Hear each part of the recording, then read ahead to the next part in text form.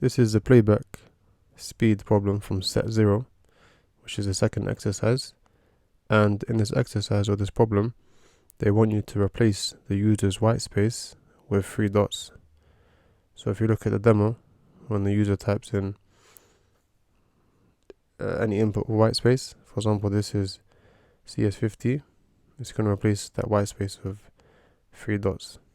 So if you go to Visual Code Studio and open a terminal, I've already created a folder for this particular series.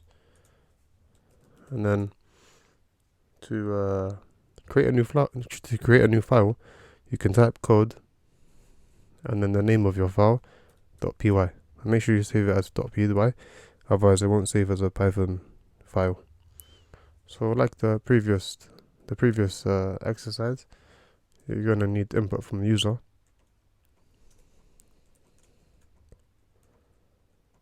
And then you're going to use the replace function. So we want to replace here white space with 3 dots, like that. So if you're on it, type in this is CS50 dot, then it replaces the white space with 3 dots.